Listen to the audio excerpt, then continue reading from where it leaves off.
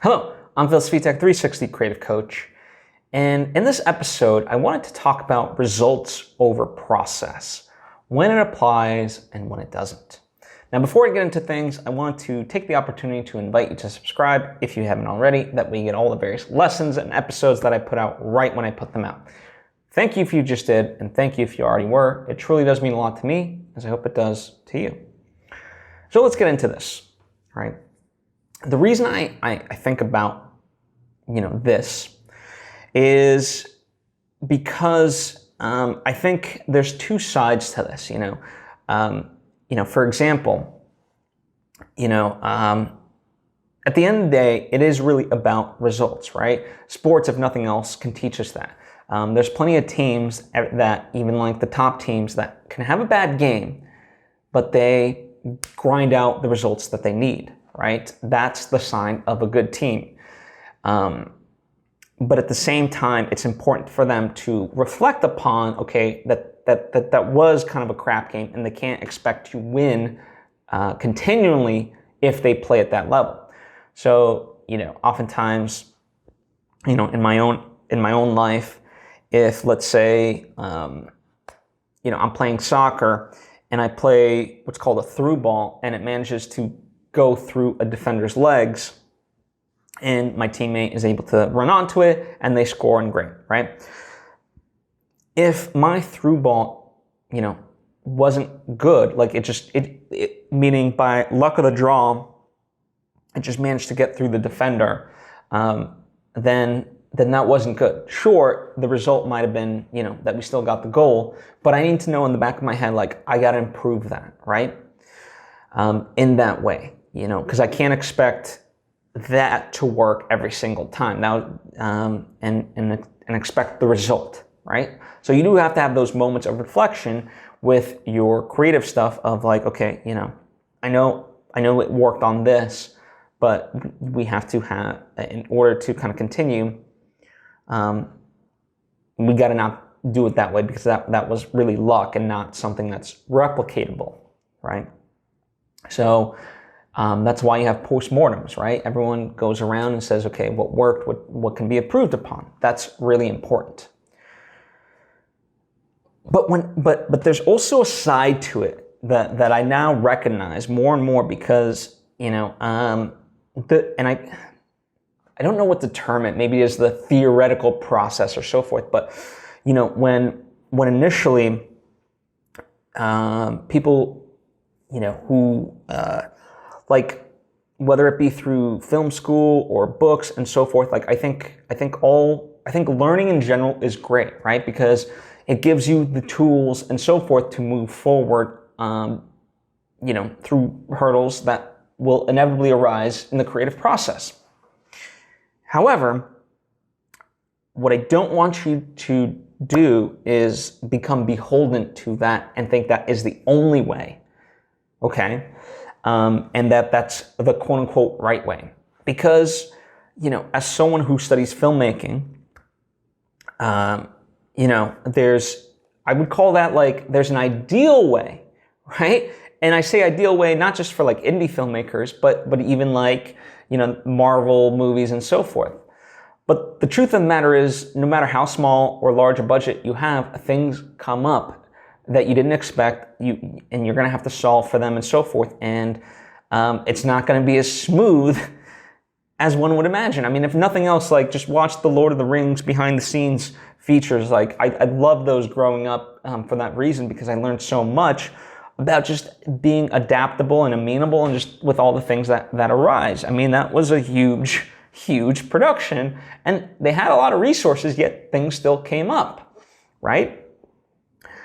And in that way, I think a lot of people, when they're starting off, they focus on like, but this isn't how I learned it. This isn't how I learned it. This isn't how I learned it.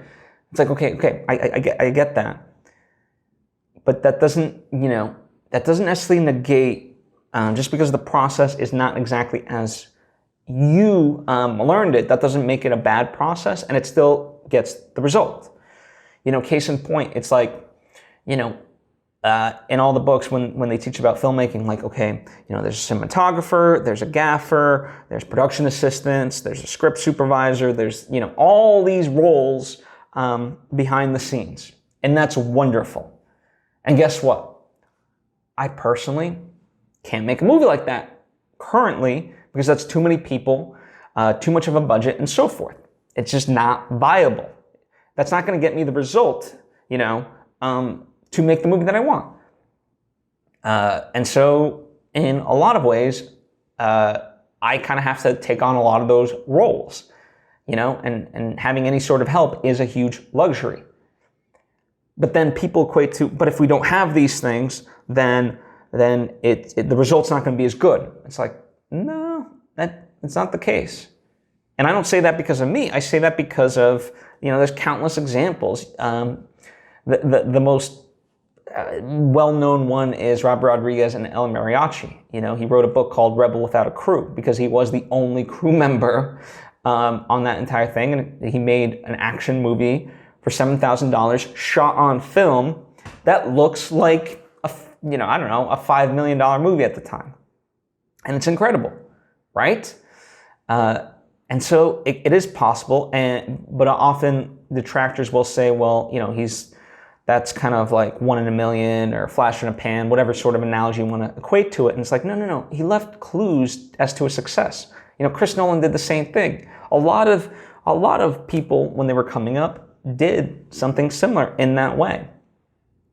And so you can replicate it.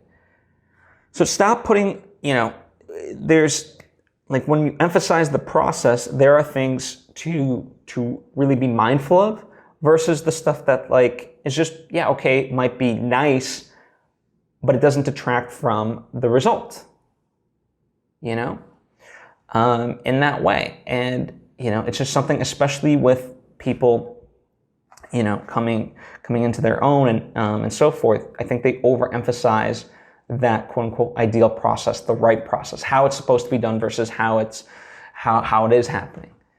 Saying, like, and you can apply this to anything, but it's like your path forward is the path that gets you the end result that you're seeking.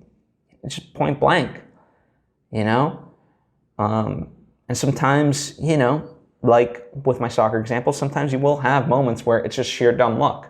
Don't bank on those, moving forward, but sometimes that is what's going to take, and you'll get those.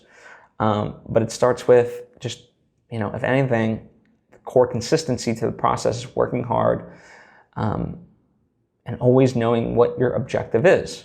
My objective is not to have this, when I'm making movies, to have an ideal version of a set based on a book. It's to make the best movie that I can. And, how I can go about it, that's how I go about it.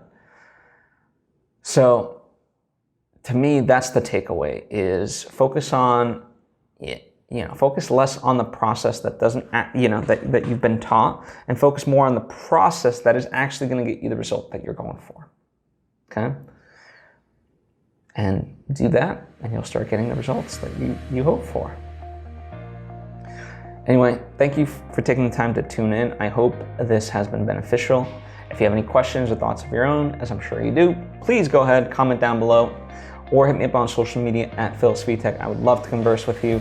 Likewise, if you think this episode might be of benefit to somebody in your life, please share it with them. I certainly would appreciate it. And to that effect, I've talked about filmmaking in this episode quite a lot. I do have a crowdfund that is happening for my second feature film, and it would mean the world to me if all you did, if you just checked it out, right? Whether or not you donate after that is up to you, but if you at least just checked it out, it would mean the world to me. The link for that is in the description box.